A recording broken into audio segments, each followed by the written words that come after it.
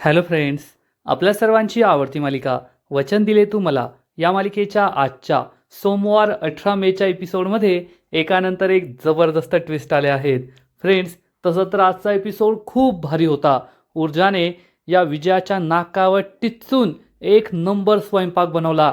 इतका भारी स्वयंपाक बनवला की घरातील सगळे फक्त आपलं बोटच नाही तर प्लेटसुद्धा चाटून बसले. हर्षवर्धनने ऊर्जाचं कौतुक केलं आणि विजयाचा चेहरा पाहण्यासारखा झाला होता. तिच्या तोंडावर 12-3-13 वाजले होते. पण विजया सुधारणार नाहीये, तर ऊर्जाला कोर्टात उभं राहता यावं नये, ऊर्जाने कोर्टात जाऊन पद्माची केस लढू नये यासाठी विजयाने चक्क ऊर्जाला समईचं व्रत करायला सांगितलंय. समईचं व्रत हे रात्रभर जागून करायचं असतं. रात्रभर समई तेवत ठेवायची असते आणि ऊर्जा ही कोर्टात उभी राहायला नको, तिच्या अंगात कोणताही त्राण राहायला नको, तिला काही बोलता यायला नको, याची जबाबदारी विजयाने दिव्याला दिली आहे की तू ऊर्जाला रात्रभर एवढा त्रास दे की ऊर्जाला काहीच करता येणार नाही. ना केसचा अभ्यास, ना आराम, ना झोप. मग ऊर्जाला हे सगळं जड जाईल का? केसच्या दिवशी काय होईल हे सगळं पाहायला खूप मजा येणार आहे. मग हे सगळं नेमकं घडलं तरी कसं हे जाणून घेण्यासाठी हा व्हिडिओ शेवटपर्यंत नक्की पहा. फ्रेंड्स, आजच्या एपिसोडच्या सुरुवातीलाच ऊर्जा ही आनंदाने तिच्या आईने दिलेली वही घेऊन आपल्या किचनमध्ये येते आणि मग या वहीत जशा रेसिपी लिहिलेल्या असतात त्याप्रमाणे ती आपल्या स्वयंपाकाला सुरुवात करते.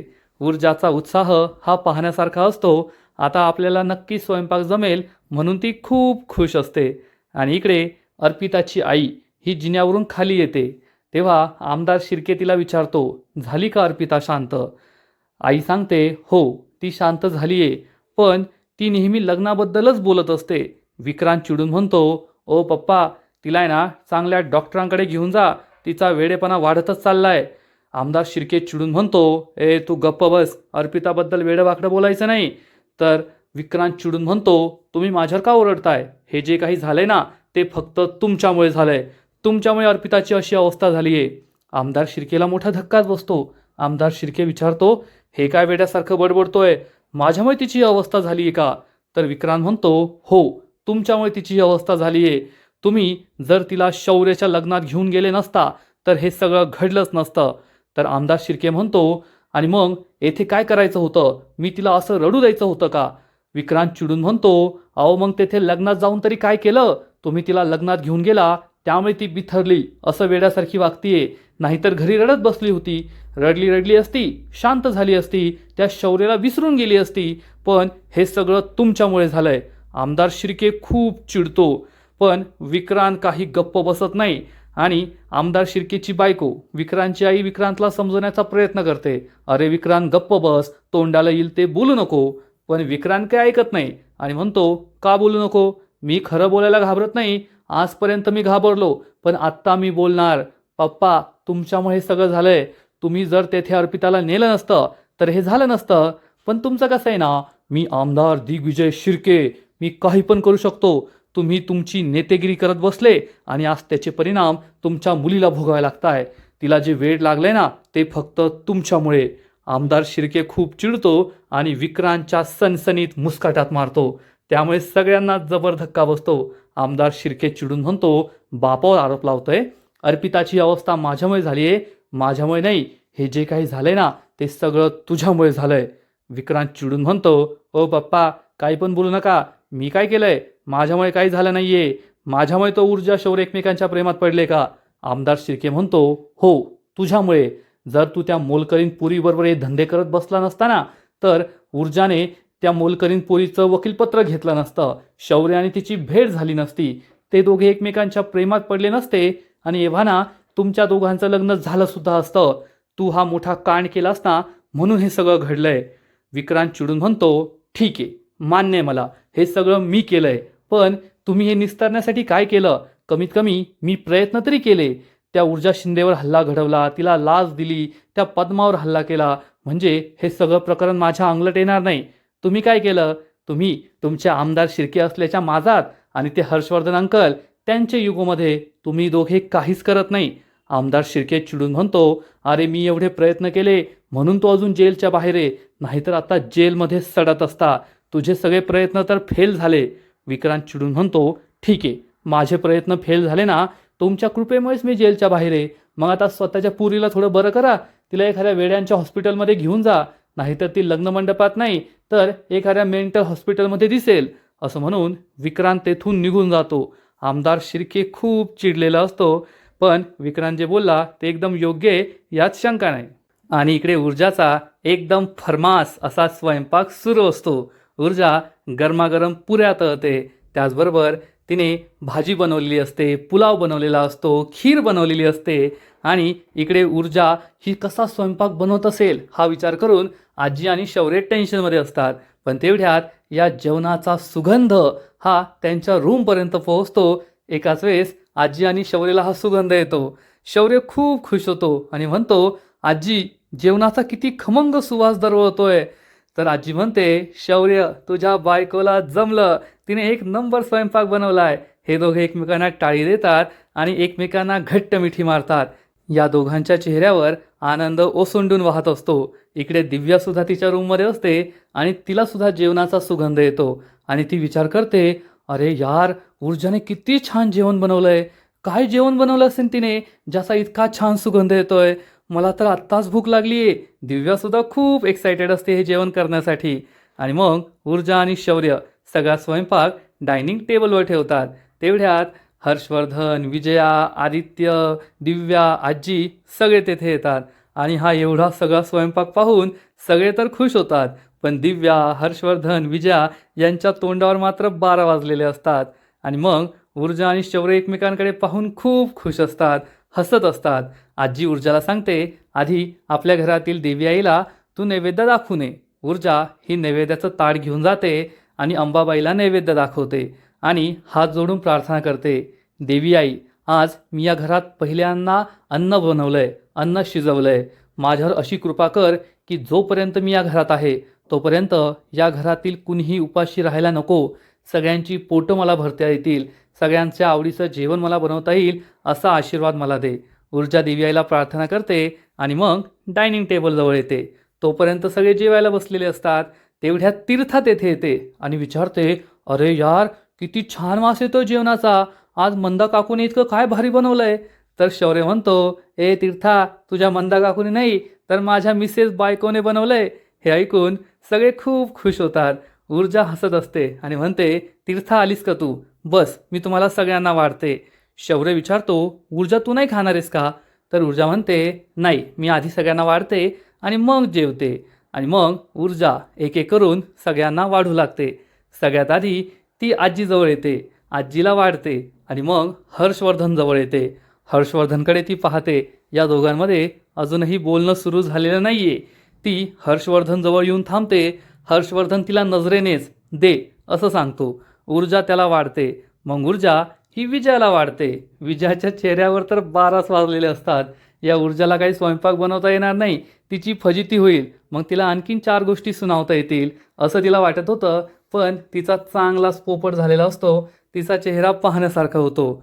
ऊर्जा एक एक करून घरातील सगळ्यांना वाढते आणि आदित्य तर मस्त चेष्टा मस्करी करत असतो. ऊर्जासुद्धा हसत असते आणि तिचा हा आनंद पाहून, तिचं हसणं बागडणं पाहून हर्षवर्धन आणि विजयाचा मात्र चांगलाच पोपट होतो. ऊर्जा ही शौर्यजवळ येते आणि शौर्यला ती वाढणार.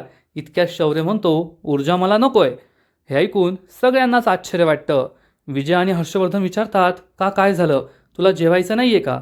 तर शौर्य सांगतो, डॅड, मला भूक नाही आहे. हर्षवर्धन विचारतो, आता काय जेवणाला सुद्धा मुहूर्त काढायचा का? जेव गुपचूप. तर शौर्य म्हणतो, नाही, माझी थोडी तब्येत बरी नाही आहे, मला ॲसिडिटी झाली ना, मी नंतर जेवेल. पण सगळ्यांना त्याच्यावर संशय येतो. तेवढ्यात तीर्था म्हणते, ए वहिनी, आधी मला आहे ना खीर वाढ. ती खीर इतकी टेम्पटिंग दिसते ना, मला तर वाटतं मीच सगळी खाऊन घेईल. शौर्य म्हणतो, ऊर्जा, तू सगळ्यांना पुऱ्या वाढ, मी सगळ्यांना खीर वाढतो. आणि मग शौर्य तीर्थाला खीर वाढतो आणि त्यानंतर एक एक करून सगळ्यांनाच वाढत असतो. ऊर्जा पुन्हा एकदा हर्षवर्धन जवळ येते. हर्षवर्धनला पुरी वाढू लागते. हर्षवर्धन तिला नजरेने सांगतो, इतकी दे, तितकी दे. त्यानंतर ती विजयाला वाढते. पण विजयाचा चेहरा पाहण्यासारखा झालेला असतो. विजया शून्यात हरून गेलेली असते की ए क्या हुआ असं तिला वाटत असेल. शौर्य तिला खीर वाढत असतो. आवाज देतो, मॉम, परंतु तिचं काही लक्ष नसतं. शौर्य म्हणतो मॉम, तेव्हा कुठे ती भानावर येते आणि शौर्यला विचारते, तुझी तब्येत ठीक नाही आहे ना, तू काय सगळ्यांना वाढतच बसणार आहे का, जा तुझ्या रूममध्ये आणि आराम कर. शौर्य म्हणतो मॉम मी ठीक आहे, मला फक्त थोडी ॲसिडिटी झाली आहे, त्यासाठी रूममध्ये जाऊन आराम करण्याची गरज नाही आहे. आता ऊर्जाने एवढ्या सगळ्यांचा स्वयंपाक बनवला आहे, मग कमीत कमी मी सगळ्यांना वाढू तर शकतो, तेवढी मदत तर मी करू शकतो. आय गेस एवढा काही प्रॉब्लेम नसेल त्यामध्ये. त्यामुळे विजयाची बोलतीच बंद होते, ती काही बोलत नाही.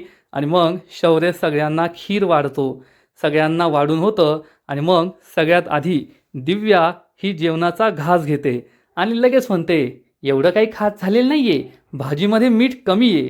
सगळ्यांना समजतं ही जाणून बुजून नाव ठेवतीये. आदित्य म्हणतो, ए बाई उगाचच नाव ठेवतीये, इतकं छान झालंय, नाव ठेवण्यासारखं काहीच नाही आहे. घरातील सगळेजण कौतुक करू लागतात. आदित्य म्हणतो, ऊर्जा जेवण खरंच खूप छान झालंय. तर आजी सांगते, हो ऊर्जा, तुझ्यावर आहे ना अन्नपूर्णा मातेचा आशीर्वाद आहे, खरंच अतिशय सुंदर जेवण बनवलंयस तू. ऊर्जा खूप खुश होते. दिव्याचा जळफाट होतो, तर विजयाचा तर आणखीनच जळफाट होतो. आणि आजी म्हणते, काय मग विजया, खुश ना, तुझी सून आहे ना प्रत्येक गोष्टीत नंबर 1 आहे, खरंच किती छान स्वयंपाक बनवलाय तिने. विजया खोटं खोटं हसू चेहऱ्यावर आणते, पण तिच्या मनातून खूप जळजळ होत असते. ती शौर्याकडे पाहून खोटं खोटं हसते. शौर्य आणि ऊर्जा खूप खुश असतात. आणि मग शौर्य आणि ऊर्जा सगळ्यांना एकानंतर एक पदार्थ वाढत असतात. सगळेजण जेवणावर अक्षरशः तुटून पडतात. प्रत्येकालाच हे जेवण खूप आवडलेलं असतं. तीर्था, हर्षवर्धन, दिव्या, आदित्य, आजी सगळे मनसोक्त पोट भरून खातात. शौर्य आणि ऊर्जा कोणाचं काही संपलं की लगेच त्यांच्याकडे धावत पळ जातात, त्यांना वाढत असतात.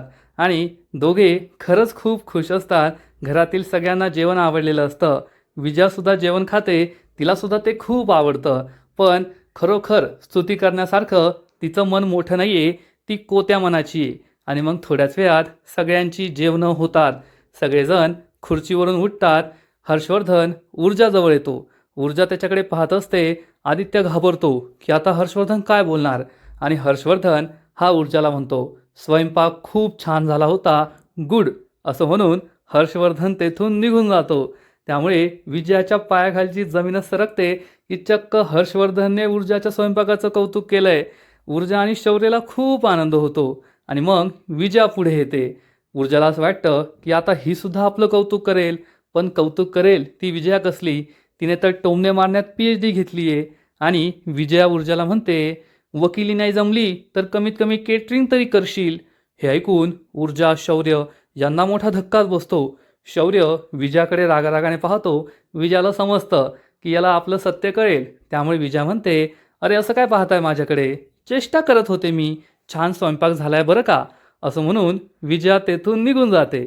आणि आदित्य म्हणतो, अगं बाई तू ये ना रोज स्वयंपाक बनवत जाऊ नको, नाहीतर आम्ही तुझ्या हातचा स्वयंपाक खाणार आणि मग झोपून जाणार, इतका भारी स्वयंपाक झाला होता. त्यात दिव्या म्हणते, बस झालं आदित्य, उगाच स्तुती करायची म्हणून करू नको, सो जेवण झालं होतं, एवढं पण छान नव्हतं. तर आदित्य म्हणतं, ए गप ग, तेथे खादडत बसली होती, 2 दिवसाचं जेवण एकदाच खाल्लं आणि आता म्हणते जेवण सो झालं. आजी, या दोघी बहिणी एकमेकांपासून एवढ्या वेगळ्या कशा ग, असं म्हणून आदित्य निघून जातो. दिव्या त्याच्या मागे मागे जाते. आणि मग आजी शौर्य आणि ऊर्जाला म्हणते, चला आता दोघे जेवून घ्या. ऊर्जा म्हणते, पण शौर्यचं तर पोट दुखतंय ना, त्याला ॲसिडिटी झाली आहे, तो नाही जेवणार. तर आजी म्हणते, काय ऊर्जा, तुला अजून कळलं नाही आहे का. ऊर्जा विचारते, काय. तर आजी सांगते, अगं तो नाटक करत होता, त्याचं काही पोट वगैरे दुखत नाही आहे, आता तू जेवली नाही मग तो तुला सोडून कसा जेवेल, त्याला तुझ्याबरोबर जेवायचं होतं ना, म्हणून त्याने हे नाटक केलं. हे ऐकून ऊर्जाला आश्चर्य वाटतं. शौर्य हसू लागतो. ऊर्जा खूप खुश होते. आजी ऊर्जाला सांगते, जा देव्याईसमोर जे नैवेद्याचं ताट ठेवलंय ना, ते ताट तू मान आणि तुम्ही दोघे एकत्रच जेवा. ऊर्जा आणि शौर्यला खूप आनंद होतो की आता दोघे एकत्र जेवणार आहेत. दुसरीकडे आमदार शिर्के खूप टेन्शनमध्ये असतो. त्याला अर्पिताची काळजी वाटत असते. आमदार शिर्केची बायको येते आणि म्हणते, अहो चला जेवण करून घ्या. आमदार शिर्के विचारतो, अर्पिताने जेवण केलं का, पोटभर जेवली का ती. तर त्याची बायको सांगते, हो अर्पिता जेवली आहे, ती सगळंच चांगलं करते, पण तिचं कशातच लक्ष नसतं. आमदार शिर्के म्हणतो, याचा अर्थ ती नीट जेवली नाही आहे. तर आमदार शिर्केची बायको सांगते, नाही ती तर उलट पोटभर जेवली आहे, रोजच्यापेक्षा जास्त जेवली आहे, जास्त गोड मागून सुद्धा घेतलं आणि आनंद कसला तर तिचं लग्न होणार आहे. आमदार शिर्केला खूप वाईट वाटतं. तो सोफ्यावर जाऊन बसतो आणि म्हणतो, याचा अर्थ अर्पिताची अवस्था दिवसेंदिवस वाईट होत चालली आहे. आमदाराची बायको त्याला समजावून सांगते, अहो अर्पिताला खूप मोठा धक्का बसला आहे. रात्रंदिवस ती फक्त शौर्याच्या नावाचाच गजर करतीये. शौर्य शौर्य शौर्य, माझं शौर्याशी लग्न होणार आहे, मग मी असं करणार आहे, मी तसं करणार आहे, माझं लग्न असं होईल, अशी डेस्टिनेशन थीम असेल, तसे कपडे घ्यायचे. रात्रंदिवस ती हेच बोलत असते आणि जर आपण वेळीच तिला नाही सावरलं तर परिस्थिती आणखीन बिकट होऊ शकते. आमदार शिर्केला सुद्धा हे माहीत असतं आणि त्याला आपल्या मुलीची खूप काळजी वाटते. अर्पिताची आईसुद्धा खूप दुःखी होते आणि इकडे ऊर्जा मात्र खुश असते. ऊर्जा आनंदाने देवी आईसमोर येते आणि नैवेद्याचं ताट घेऊन डायनिंग टेबलवर येऊन बसते. ऊर्जा आणि शौर्य हे दोघे एकाच ताटात एकत्र जेवायला बसतात. दोघेही जेवणाचा एक एक घास घेतात. दोघांच्याही मनात असतं की एकमेकांना घास भरवायचा. ऊर्जाच्या सुद्धा मनात असतं, पण शौर्य काही बोलत नाही, त्यामुळे ऊर्जासुद्धा त्याला घास भरवत नाही आणि ती पहिला घास खाण्यासाठी तोंड उघडते. त्याच वेळेस शौर्य तिला पहिला घास भरवतो. ऊर्जा शौर्यकडे खूप प्रेमाने पाहते. शौर्य ऊर्जाकडे प्रेमाने पाहतो आणि बॅकग्राऊंडमध्ये वचन दिले तुम्हाला या मालिकेचं शीर्षक गीत सुरू होतं. फ्रेंड्स, रोजच्या एपिसोडमध्ये हे शीर्षक गीत फिक्स आहे आणि गाणं खूप भारी असल्यामुळे तुम्हीसुद्धा नक्कीच वाट पाहत असाल की हे शीर्षक गीत कधी सुरू होतं आहे. एवढं मात्र खरं, ऊर्जाला शौर्याने भरवलेलं असतं, मग ऊर्जासुद्धा शौर्याला भरवते, अतिशय प्रेमाने भरवते आणि मग शौर्य हा आनंदाने नाचूच लागतो. वा ऊर्जा वा, किती भारी जेवण बनवलंय, माझ्या बायकोच्या हाताला किती चव आहे. खरंच आजपर्यंत इतकं भारी जेवण मी कधीच खाल्लं नव्हतं. बनाने वाले के हात चुमलू असं म्हणून तो ऊर्जाच्या हाताची पप्पी घेतो. त्यामुळे ऊर्जा खूप लाजते. त्यानंतर शौर्य तिला पुन्हा एकदा भरवतो. हे दोघे एकमेकांना भरवत असतात, खुश असतात, आनंद साजरा करत असतात आणि त्याच वेळेस आजी तेथे येते. या दोघांना इतकं खुश पाहून आजी खुश होते आणि या दोघांची नजर काढते. नजर ना लगे, पण यांना नजर लावायला शौर्याची आई विजया जिन्यावर उभी असते. ऊर्जा आणि शौर्य दोघे एकमेकांबरोबर इतकं प्रेमाने खात आहे.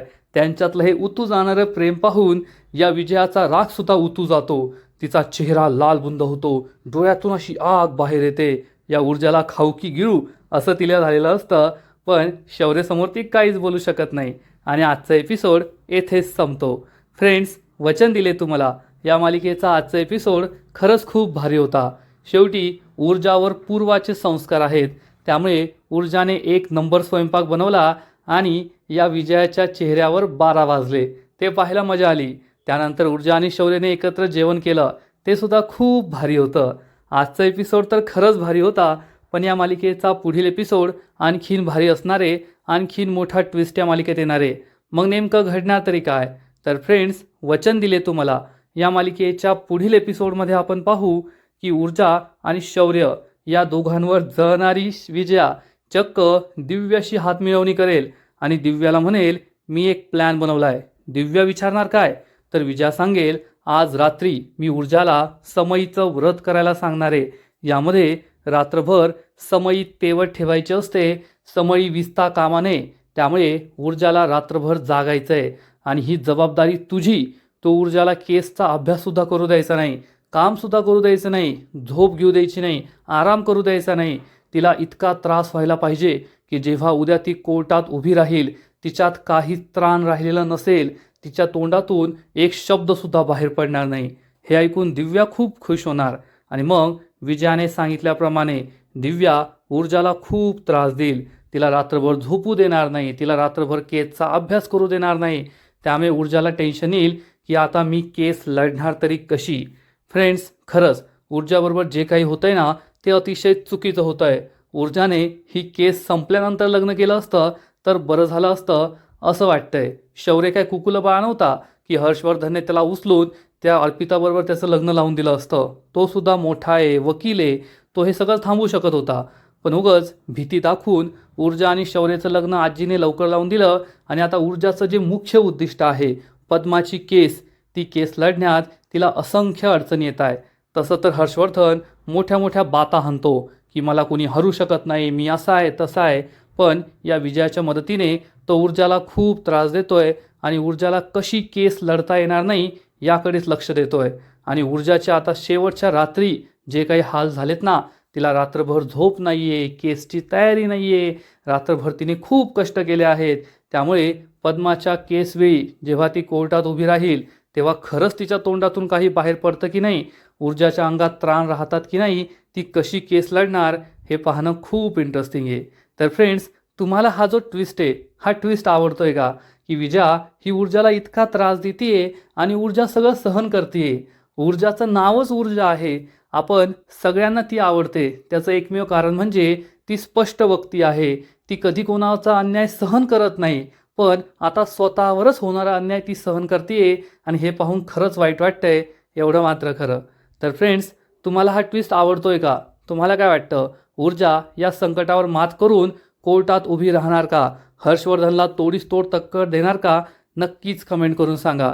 आणि वचन दिले तुम्हाला या मालिकेचे असेच नवीन नवीन एपिसोड, नवीन नवीन अपडेट सर्वात आधी पाहण्यासाठी व्हिडिओला लाईक करा, शेअर करा, चॅनलला सबस्क्राईब करून बेल आयकॉनवर क्लिक करा. म्हणजे या मालिकेचे नवीन नवीन एपिसोड तुम्हाला सर्वात आधी पाहायला मिळतील. खूप खूप खूप धन्यवाद.